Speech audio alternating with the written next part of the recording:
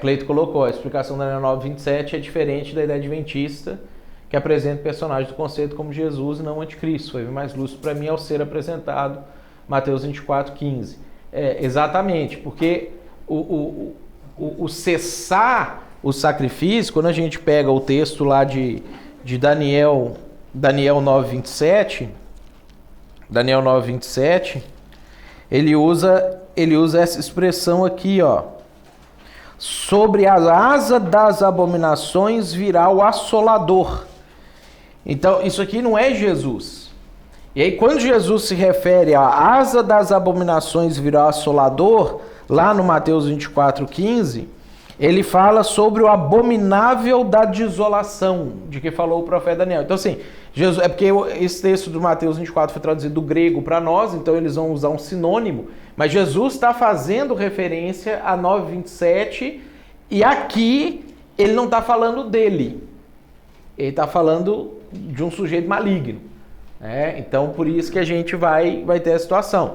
O que é o problema da interpretação escatológica do adventista?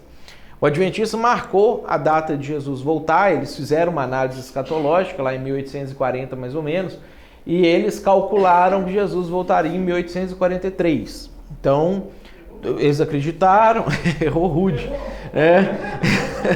Aí eles acreditaram, aí quando foi chegando a época, muitos venderam seus bens e não sei o que, eles subiram no monte, que tinha o dia assim, tipo 29 de agosto, era uma coisa assim, bem certinho. Aí eles subiram no monte, foram orar, fazer uma vigília, não sei o que, estavam todo mundo lá em cima orando, blá blá.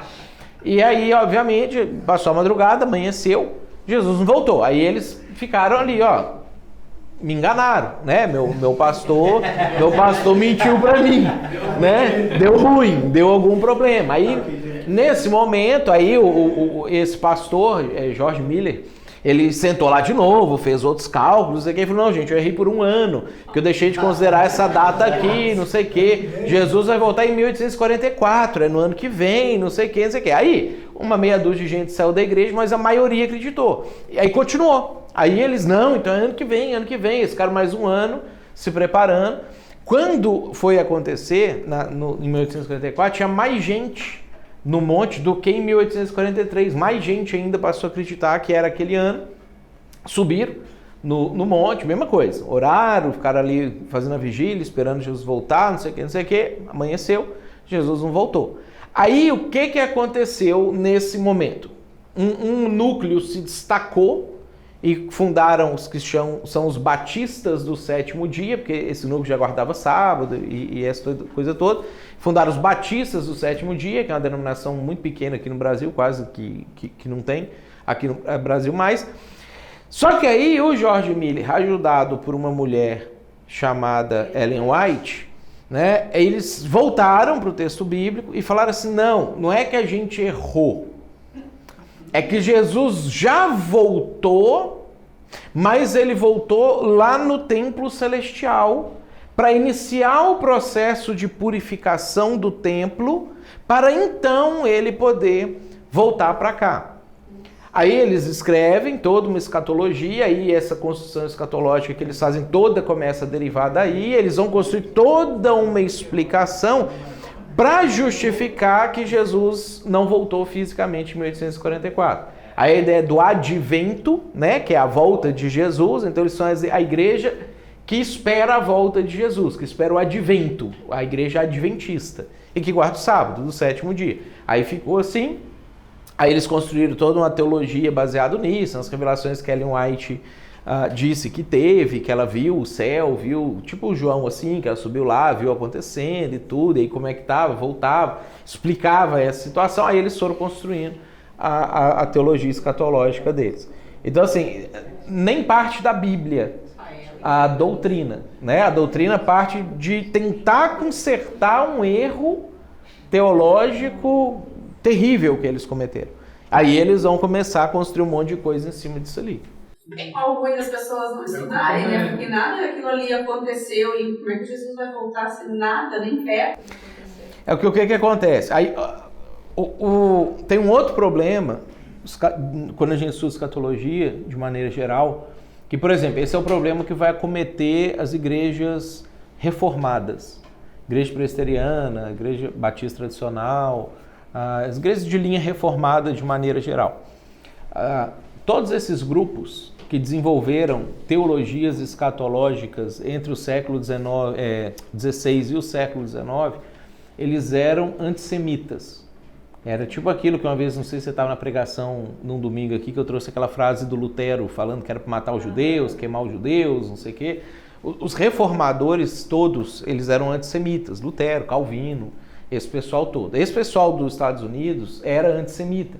E a gente tem que lembrar que naquela época a nação de Israel nem existia como nação, né? Aquele lugar lá que chama Israel hoje, até 1948 não era Israel, era um local que estava debaixo do poder dos muçulmanos.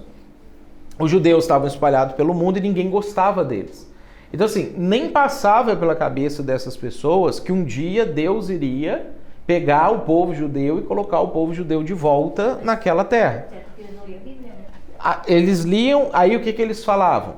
Que toda vez que a Bíblia fala sobre judeu, o povo de Israel e etc., no Novo Testamento, está se referindo à igreja.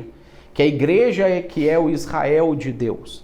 Que o judeu em si, ele não é nada. Que Deus, ele despreza o judeu, que o judeu matou Jesus, então que por isso que ele justificava, a Inquisição matava judeu, os protestantes matavam judeu também no começo, quando não matava, expulsava, tocava eles para aqueles guetos, né, os bairros judeus, não deixava. Quando Hitler faz o que ele faz na Alemanha, não é uma coisa que assusta o alemão, porque ele está há séculos aprendendo que está tudo bem fazer esse tipo de coisa. Porque o judeu é um povo do mal mesmo, o judeu é um povo maligno, é um povo que matou Jesus, né? Eles associavam a palavra judeu com Judas, né? Que é o Judas Iscariotes, então que o judeu é o grande traidor. Essa ideia de malhar o Judas no sábado que a gente tem aqui era malhar o judeu antes, bem lá atrás. Então, que você fazia ali, torturava um judeu representando o Judas Iscariotes e etc, no sábado de aleluia. Então, toda essa construção, ela influencia a interpretação escatológica, tanto da Igreja Reformada, que vai dizer que nada disso aqui é desse jeito, então eles vão dizer que não tem tribulação, não tem milênio, não tem não sei o quê. Aí uma linha diz que a volta de Jesus é a qualquer momento, independente de qualquer coisa aqui. Outra linha vai dizer que a volta de Jesus também não vai acontecer, é simbólica, que Jesus nunca vai voltar fisicamente, que o reino de Deus é a igreja se espalhando pelo mundo e é só isso e tudo mais.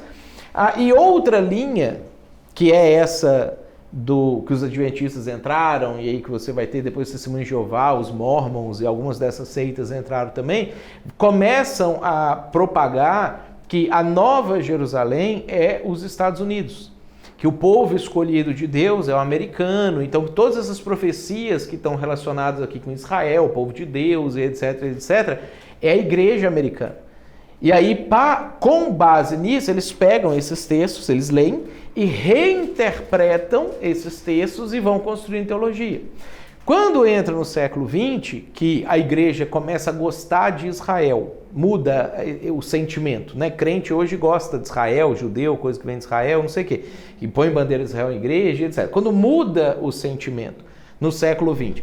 E quando Israel volta para a terra, e eles veem que profecias estão se cumprindo literalmente, aí começa a haver uma reformulação em algumas doutrinas da forma escatológica de enxergar. Porque assim, então não é impossível o povo judeu voltar. Então não é impossível o povo judeu reconstruir o templo.